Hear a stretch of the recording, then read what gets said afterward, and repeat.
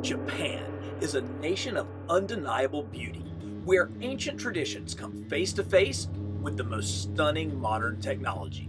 But my favorite part was the toys. We traveled across Japan for 2 weeks, searching for everything from simple vending machine Gashapon toys to high-end vintage items, to some of the coolest modern figures. So join me as we explore the toys of Japan and take a look at everything I brought back home. Hey y'all, welcome back to Carbon Scoring, the best place for comics history and action figures. My family and I planned to go to Japan in the summer of 2020, but COVID changed that, and I've been waiting 4 long years to make this trip. In the meantime, I started this YouTube channel, and as you can see, my family is super excited to help me go toy hunting. Our trip began in Kyoto, the capital of Japan for over 1,000 years, and still one of its major cultural centers. We visited beautiful temples and tried every food possible, including frozen cucumbers on a stick. But fittingly, the first toys we got on the trip were Gashapon, the vending machine capsule toys that have been around since the 1960s. The name is onomatopoeia for the sound gasha made by the cranking noise, and pon, the sound the capsule makes when landing in the tray. The first ones were little plushy cats for the kids. I promise, they get more interesting from here. Kyoto is the home of Nintendo, founded in 1889 as a playing card company, but they've gone on to success in games of a different sort. But it's also home to one of the newest Mandarake stores. Some of the largest manga and anime shops in the world, Mandarake shops specialize in buybacks or selling used goods, so the selection at each store can vary on any given day. The stores typically have giant display cases where some of the rarest and most unique vintage toys can be found. This is probably a good time to explain what I'm looking for on this trip, because the sheer volume of awesomeness can be quite overwhelming. I'm not really here for Western toys. I'm looking for vintage Japanese toys, specifically items from my favorite anime of all time, Space Battleship Yamato, known as Starblazers here in the States. I already have a decent collection, but I'm hoping to add to it on this trip. And right here in the first case I looked in was a Sofubi, or soft vinyl figure of Yuki Mori. $100 is pretty pricey and lets me know that bargains are going to be hard to find. But luckily, I already own this figure. Mandarake stores serve as sort of living museums. Just look at this collection of 2-foot-tall Shogun warrior figures. Not something that I see every day. I mean, everywhere you look, it's like a trip through Japanese toy history. From Kamen Rider to Microman to another Yamato set, one of the holy grails of my personal collection, the Bridge playset. I don't think this one is complete based off of the price, but it's more encouragement that I'm going to be able to find good stuff on this trip. Speaking of good stuff, if you have $3,000 to spend, you can pick up this original Transformers 3-pack with Red Alert, Mirage, and Optimus Prime. In fact, there were a ton of high-end vintage Transformers figures still in the box. Heading inside the store, the selection was no less overwhelming. There were some Western items, such as this super creepy Venom mask, and no matter where you are, no one wants Eternals figures. But I did find one thing that I just had to have. The Bandai Super Mini Plus Spider-Man Leopardon figure from 1978. If you're not familiar with the history of Japanese Spider-Man, I've got great news because I actually did a video on that you can watch later. But the short version is Marvel licensed Spider-Man to a Japanese company to create a television series, and they kept the original Spider-Man suit really, really classic and nothing else. Spidey got his powers from an alien space race. He turned into a giant mechanized robot called Leopardon, and it was just the most bananas awesome 1970s Japanese thing that you could imagine. So when I saw this toy from 1978, I knew that I had to add it to my collection. The box is obviously not mint, but it's pretty complete. And look at how cool this artwork is showing the mechanism of Leopardon. So let's crank this bad boy open and see what we've got inside. So it comes with this kind of awesome styrofoam protective case. Oh, yes. And there he is, Leopardon himself. Let's pull him out. Oh, and it's heavy, man. So this is all metal. It's one of the things that I love about these 70s toys is their heft. All of these giant metal parts. And you can see it actually will transform from the giant robot mech into the lion ship Leopardon. Now, I'm going to be a little careful with this. I'm not actually going to transform it, but I just love the colors and the name. Of course, there's no R in Leopardon for us. It's an L. And he does have working mechanisms. So if you watch, that like really launches. Oh my gosh, that thing actually totally blasts. And he did come with some of his missiles. So let's pull one of these out and see. They actually shoot from a couple of different places. One of them is right here on the chest, coming at you. So all of the spring-loaded mechanisms still work. It's just gorgeous and totally captures that retro vintage Japanese vibe that I was going for. And the fact that it's actually a Spider-Man toy makes it that much better. So I'm super, super excited to add this one to my collection. The next day, we hopped on the Shinkansen, or bullet train, for a trip down to Miyajima and Hiroshima.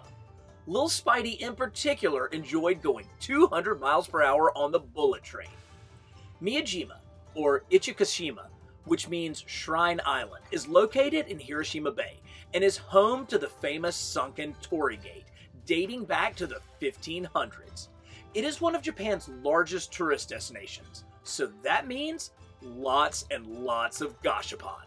This is where I picked up my first one, a 3-inch Mobile Suit Gundam figure. This was just what I was looking for, a tiny articulated model kit housed in a plastic ball. For just a few dollars, you get all of this. Now, let's see if I can put it together.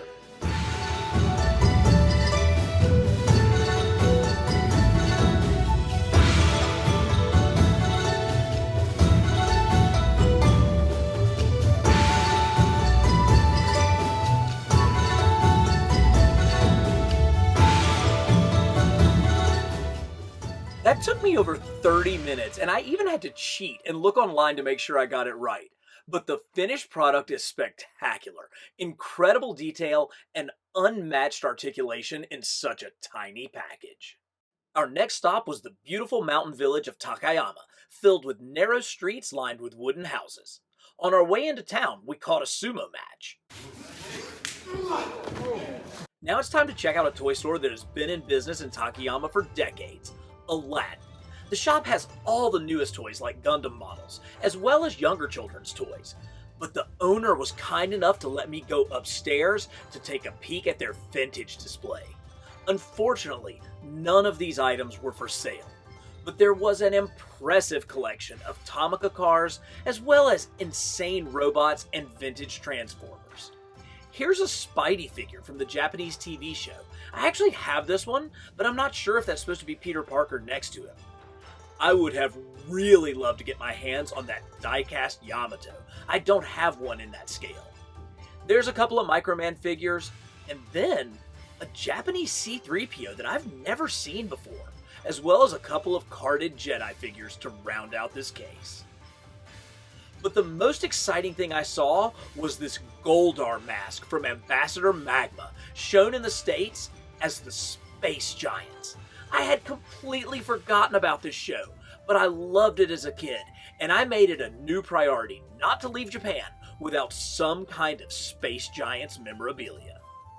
The people that own the Aladdin toy store were so nice to me to take me upstairs, turn the lights on, kind of open up their history room to me, that I really felt like I had to pick up something in their store. And they had an incredible selection of Gundam model kits, and so I grabbed this Gundam Ariel, not because I know anything about this character, not because I'm familiar with the Witch from Mercury series, just because it looked so freaking cool. And as you can see, this is a pretty typical Gundam model.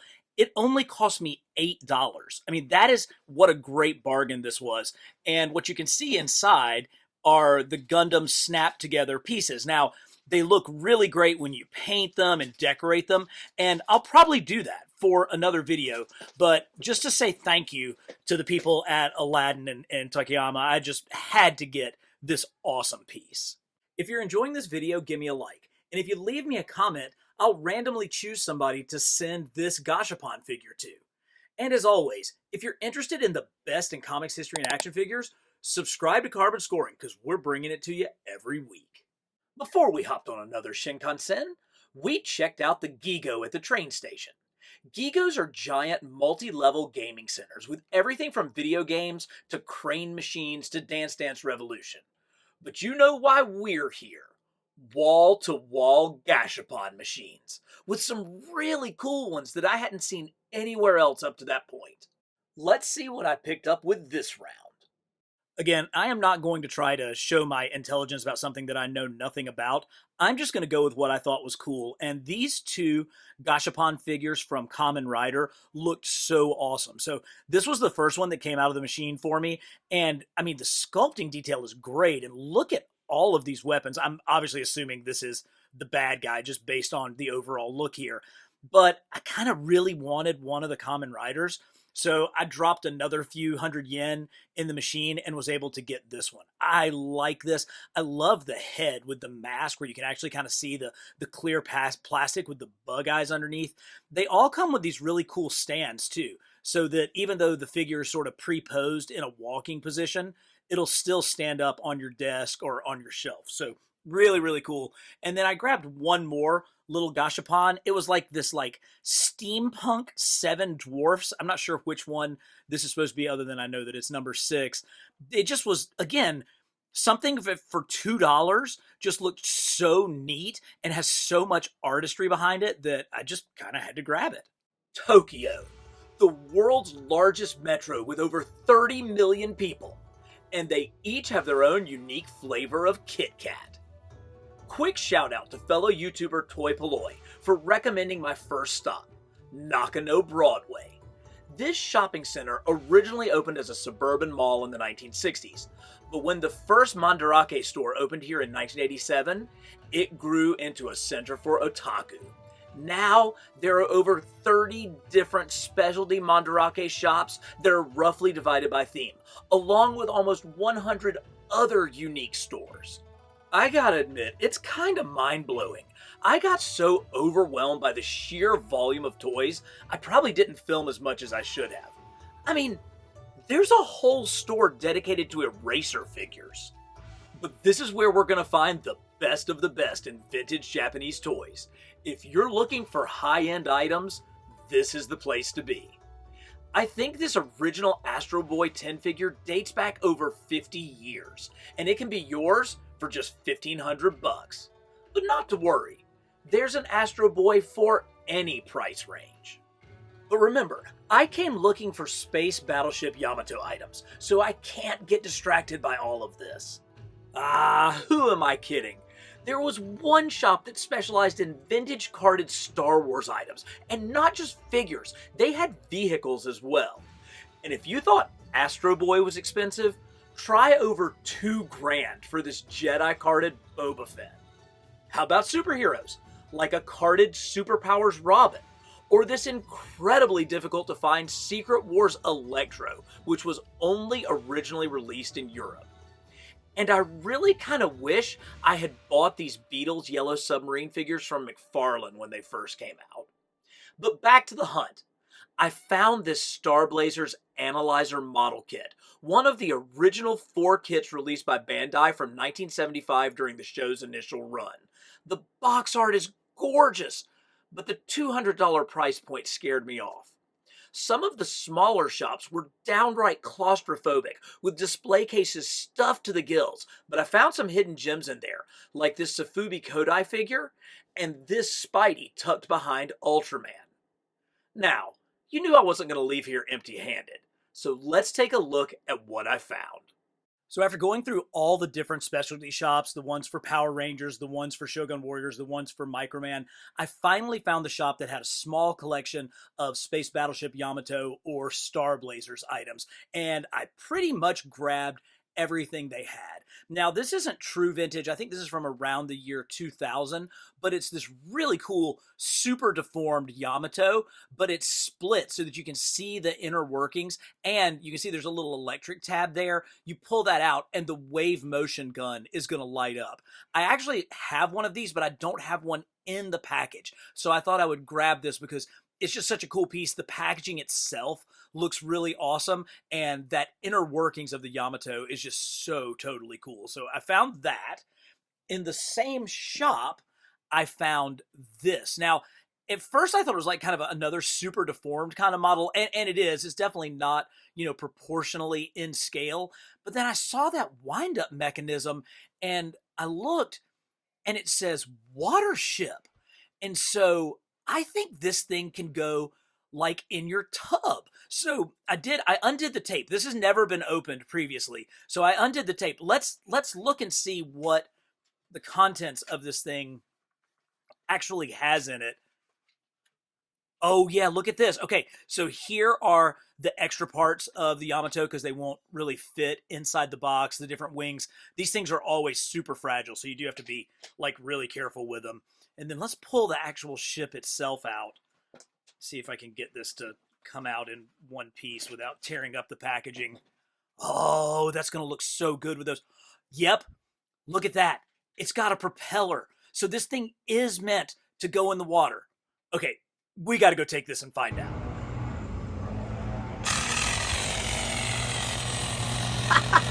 It works!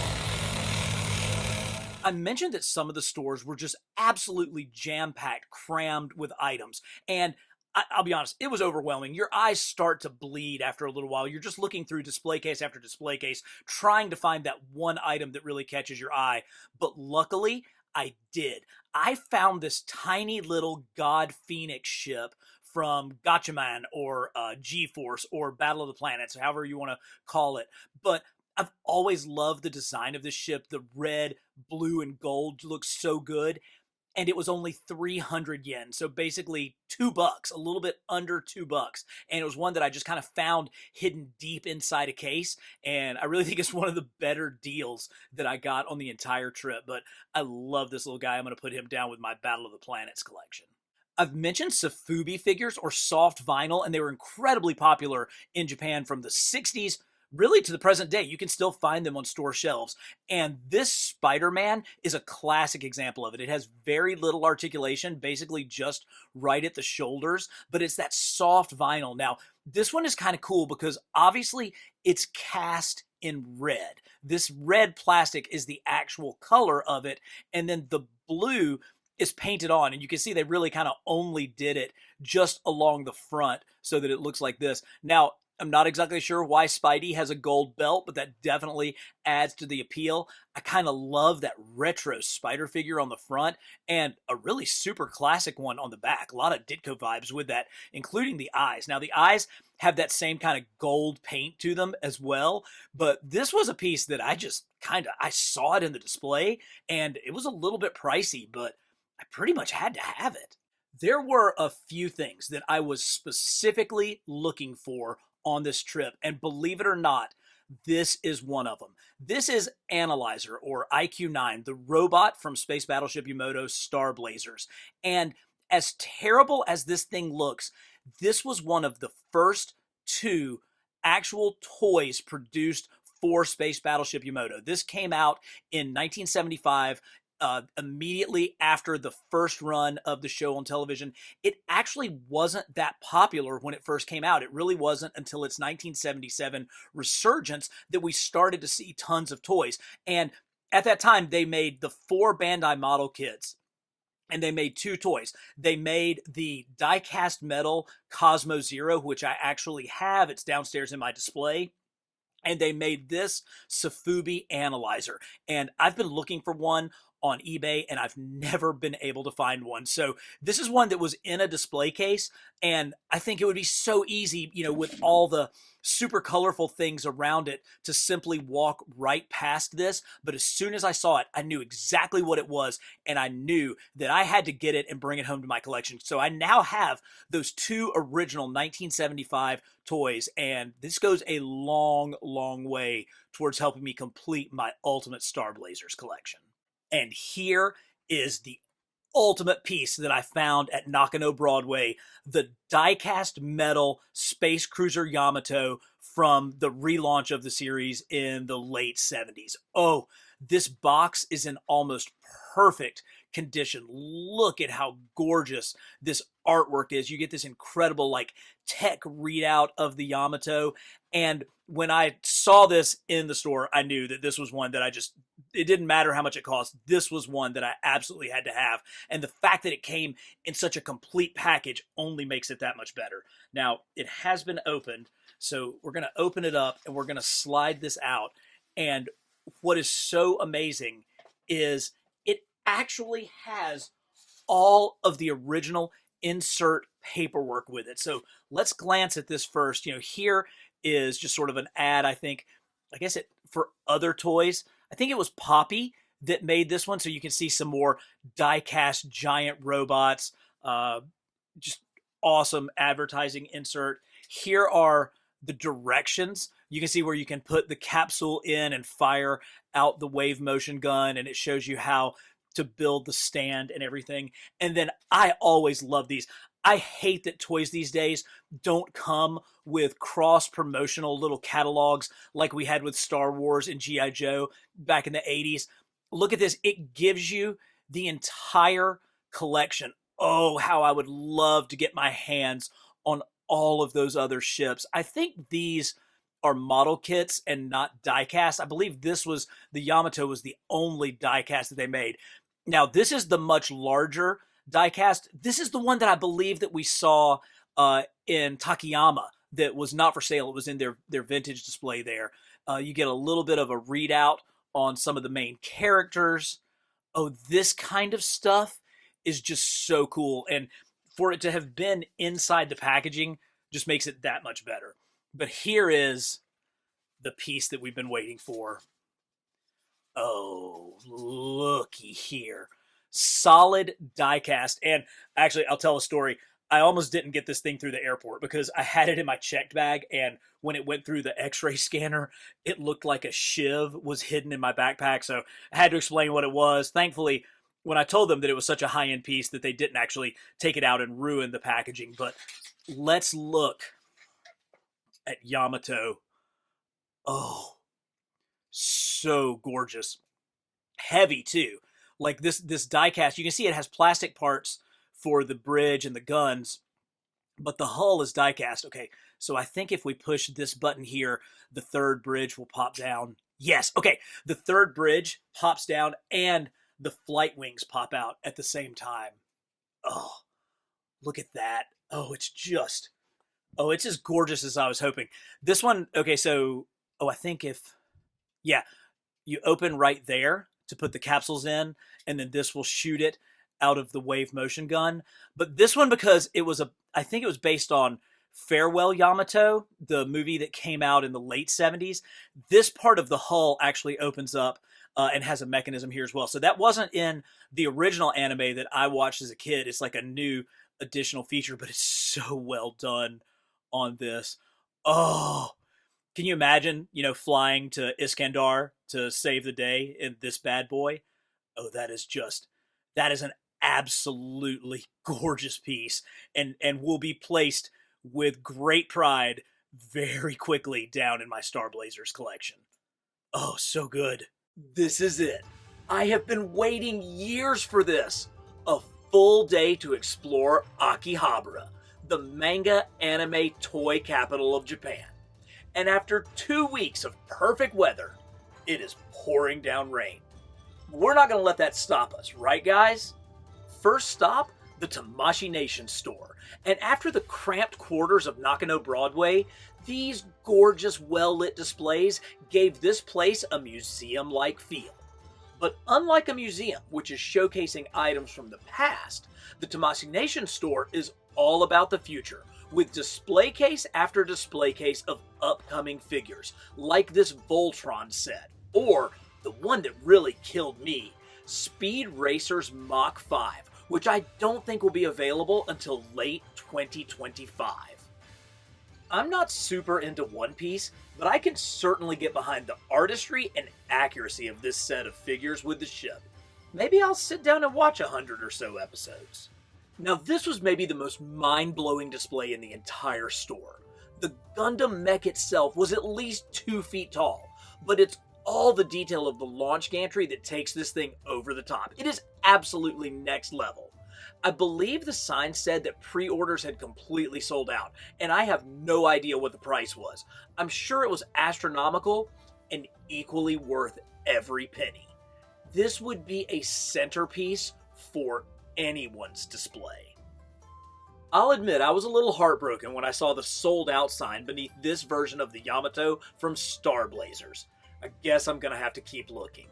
And while I had zero intentions of buying any modern toys on this trip, they got me with the store exclusive figures. You can't hold a carrot like that in front of me and expect me not to bite. So let's see what I got. I'm a sucker for store exclusives, and when I saw that they had an exclusive Spider-Man store at Tamashi Nations, I pretty much had to pick it up. This is the upgraded suit. It's like the red and black one. It's pretty cool. I think I have something that's almost exactly like this. There's probably like an extra hand or, something sort of that this particular package design has that the other ones don't have, but really, really cool. I think I'm probably going to keep this one in package. I hate it got a little bit dinged up coming back home on the trip, but I love that gloss picture and then that great Tamashi Nations on the flat background.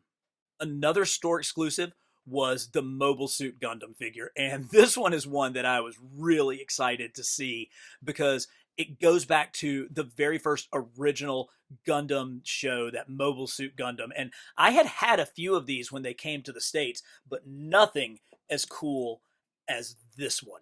Oh man, this figure is great. And it's so classic. Some of the newer Gundams have gotten so complex in their look, but this one just really captures the classic feel of the anime. I love the gun. It's got kind of the movable scope. Of course, he is super, super fully articulated, can move every possible way. There's different ways that you can attach the mechanisms. You can get this thing into some incredible poses with his shield and his sword and his gun. The shield can actually fit both on his back as well as on his arm. And again, it's that great color scheme, red, white, blue, and gold. I mean, it's just almost impossible to screw that up. And this was, the fact that this was a store exclusive just made it that much sweeter. But I love this is going to be the centerpiece of my building Gundam display that's going to be down in the secret lounge. And hey, go big or go home. And I went great with the Tamashi Nations Soul of Chogen 50th anniversary Great Mazinger figure. Holy cow. I saw this thing in the display case and I was like, yep, if we're going to get something that's going to be just totally awesome and fully represent the nation of Japan, this is the one that I want to get. Again, great, fantastic box art with the glossy picture, with the great logo. But let's take a look at this thing and see exactly what we get. Now, it comes with a base where you can actually store some of the different things that go with it. Now, I'm not going to pretend to be an expert on Great Mazinger, but look at how cool this is. Here's like the tiny ship, and I think this is the one that kind of like launches like out of his head. And then here is the, this actually will fit on his back, but there's a second one. But of course, it comes with a place for him to stand. You can put some of his extra accessories here. There's a place for his sword. But let's look at the actual figure itself, because this thing is just gorgeous. All die-cast metal, all the way around. Every bit of it is shiny, gorgeous, beautiful die-cast metal, just like the toys that we grew up with in the 1970s. And it kind of has that Micronauts Microman vibe, because these things click together with magnets so you can like change and accessorize it. This backpack comes off with a magnet and fits right back on. And of course, you can pull that off when the entire thing is made of metal. Oh, it is so good. Look at this. Look at the giant wingspan on this thing. I mean, it's hefty. You know, when you've got all these huge metal legs, it is just a monster of a figure. The sword looks so good. This is, this is what I was going for. I wanted something that, this is not retro, but it has that retro feel, and it's just such a quality piece that I had to add it to my collection. Time to roam the streets. First stop, Super Potato, home of all your retro gaming needs. The Nintendo 64 is my all-time favorite console, and there were hundreds of cassettes to choose from. But I really wanted to take home this giant Star Fox display. On the top floor, they have a modern arcade, but I think this is probably more my speed. While my family enjoyed a cat cafe, I went over to Suragaya, another buyback store. But the long tromp up the wet stairwell would prove to be worth it. As soon as I walked in the door, I spotted an original Japanese packaged Jazz, my first and all-time favorite Transformer. It was out of my price range, but super cool. One thing that anyone can afford are Eternals figures. I mean, seriously, you can't give these things away. The one thing that I was able to pick up in the Suragaya buyback store was this fantastic Yamato Yukimura figure. So this is a SH Figure Arts, and so it's a super articulated 6-inch figure. I mean, she is just absolutely gorgeous, and you can see kind of all the different posing and stuff on the backside. Unfortunately, to my knowledge, this is the only action figure that they've made from Yamato. This says 2002. I really wish that they would make the rest of the crew in this form. I think this is probably about 5 or 6 years old, so it's unlikely that they're going to do it. Although this is Yamato's 50th anniversary this year, so hopefully we'll see more products coming out. But in the meantime, this was an action figure that just had to kind of come home with me, and she's just gorgeous. Actually, kind of maybe, honestly, one of my first crushes. Another classic buyback store in Japan is Hobby Off. I think of all the shops that I visited, this was the best one in Akihabara to find bargains. I mean, in this box alone was a Build-A-Figure Onslaught, a Toy Biz era brown suit Wolverine, which, despite those stupid ball hips, is still one of the best comic Wolverine figures ever, and even a Toy Biz era Ultimate Captain America figure.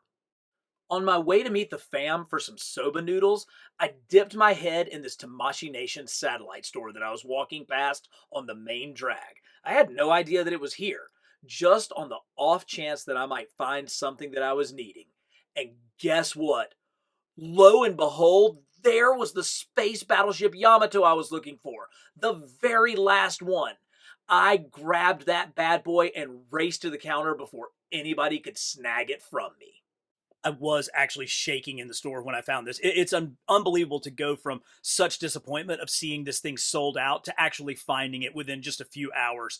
Oh man, it's so good. So let's I undid the tape. Let's pull this thing out and see exactly what we've got. Oh, looky here. Okay, let's see if we can take. Okay, so there's an entire stand mechanism where it sits against this mirrored background, which is going to look really great. But let's very, very gently pull this out. This is an extremely exquisite Yamato piece. It's very, very fine. These little plastic tips, and these are extremely small and look like they're super, super fragile. You can see the same type of little tips down here on the third bridge. I think there may be some light up mechanisms with this as well. I'll have to get the directions out and see. But, ooh, that's going to look so good. And the fact that it came with like a mirrored display stand is going to look really great. A lot of the Yamatos kind of only face one way. They're sort of meant, so I can actually get this one sort of facing potentially in an opposite direction and really kind of vary up my display a little bit. So this was a real win. Like you should have seen how excited I was at lunch when I was trying to explain my excitement to the rest of my family who totally didn't get it. But I knew that I had found something that I really, really wanted, and here it is.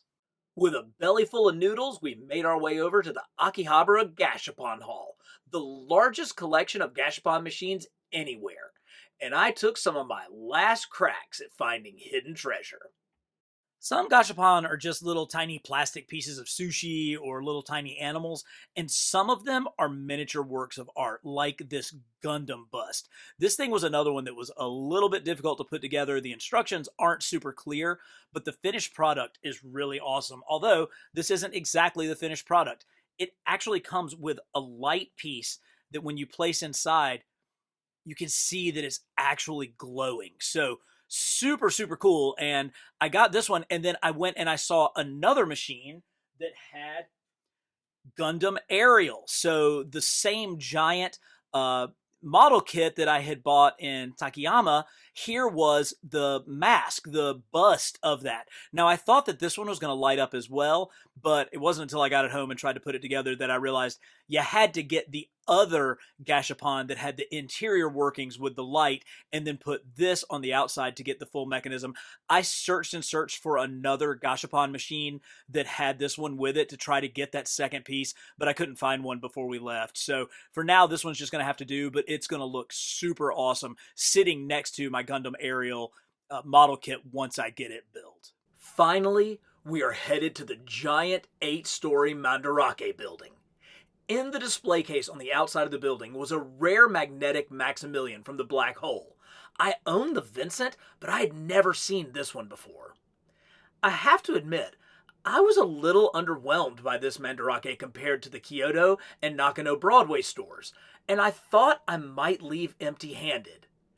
Then I saw it. A vintage tin Goldar from the Space Giants, the exact type of toy I had been wanting to find on this trip. When I came to Japan, I knew that I wanted to get some kind of signature piece, something that really kind of encapsulated the feel and the look of vintage Japanese toys. And I thought, maybe that'll be like an Astro Boy, like an old tin toy Astro Boy, but I really don't have any kind of emotional connection to Astro Boy the character. And so when I saw that Goldar mask, I remembered my love of the 1970s reruns of the show The Space Giants. Space Giants appeared in Japan as Ambassador Magma in like 1966, 1967, and it brought back so many childhood memories. So when I realized like I have got to get some kind of Goldar or Ambassador Magma, and then I saw this, I knew that I had found the perfect piece to bring home to my collection. So the Space Giants were a family of 3 robots. Goldar was this huge, giant gold robot. His wife was more human size and was silver. And then they had a son who was red, white, and blue. And they all 3 could transform into rockets. And I just thought that was so cool. And I'll never forget the sound that they made. I grew up with that sound of cha-ching, cha-ching, cha-ching when they converted from robot form into their jet form. And it's funny because for me, Transformers, when they transform, they don't actually go, they go cha-ching, cha-ching, cha-ching. And that's because that's the sound that I remember from Space Giants. Now, this is from, I think, either 1968, and it is in absolutely perfect condition. I mean, I cannot believe that this thing has survived this long. Oh, so good. And it comes with a key, and so you can kind of place the key right inside and wind him up.